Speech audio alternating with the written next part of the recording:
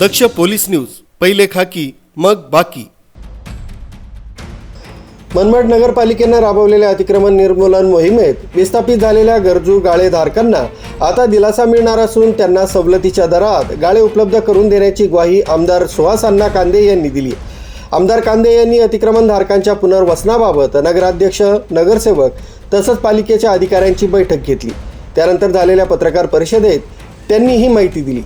नांदगाव आणि मनमाड इथे त्यांनी केंद्र दिलेलं नाही, त्याच्यामुळे आपल्या शेतकऱ्यांवर अन्याय नाही। तसं म्हणजे आज किंवा उद्या ते केंद्र देणार आहेत। माझं ते नापेडच्या अधिकाऱ्याची चर्चा झाली। ज्या मोठ्या मोठ्या मार्केट कमिटी होत्या त्यांना त्यांनी प्रथम प्राधान्य दिलं। उदाहरणार्थ पिंपळगाव असेल, उदाहरणार्थ लासलगाव असेल, उदाहरणार्थ नाशिक असेल, यांना दिलं। आणि द्वितीय प्राधान्य म्हणजे तालुक्याला देणारी मग घोटी असेल, सटाणा असेल, कळवण असेल, यासारख्या मनमाड असेल, नांदगाव असेल, त्यांना देणारे 2 दिवसामध्ये नापेडला आपल्याला केंद्र मिळेल। कुठल्याही आपल्या शेतकऱ्यांवर अन्याय होणार नाही। सेवकांची आणि नगरपालिकेच्या सर्व अधिकाऱ्यांची बैठक घेतली। आम्ही 8 दिवसामध्ये परत नॅशनल हायवे, पोलीस प्रशासन, PWD, नगरपालिका आणि सर्व नगरसेवक परत एक बैठक घेतो।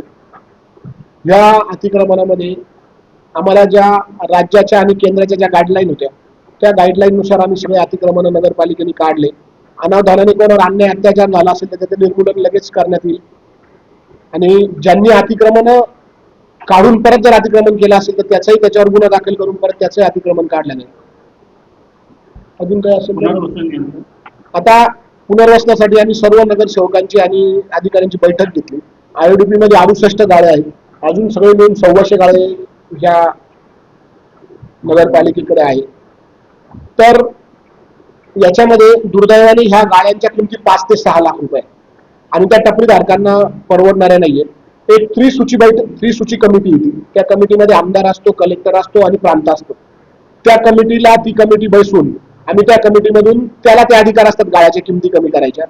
ज्यांना खरंच ज्यांची दैनंदिन जीवन त्या गाळ्यांवर अवलंबून होतं त्यांना आम्ही लाख ते 1.25 लाख रुपये त्या गाळ्याची किंमत करून आम्ही त्यांना तो गाळा देणार आहोत।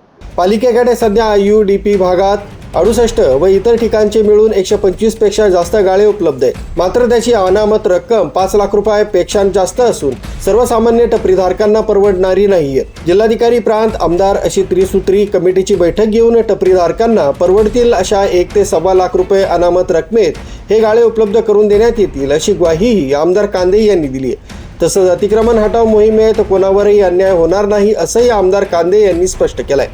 यावेळी युवासेना जिल्हा अधिकारी फरहान खान, नगराध्यक्ष योगेश पाटील, उपनगराध्यक्ष मुकुंद एळिंजे, शिवसेना तालुका प्रमुख साईनाथ गिडगे, शहर प्रमुख मयूर बोरसे, गटनेते महेंद्र शिरसाट यांच्यासह नगरसेवक तसंच पालिका अधिकारी, कर्मचारी उपस्थित होते।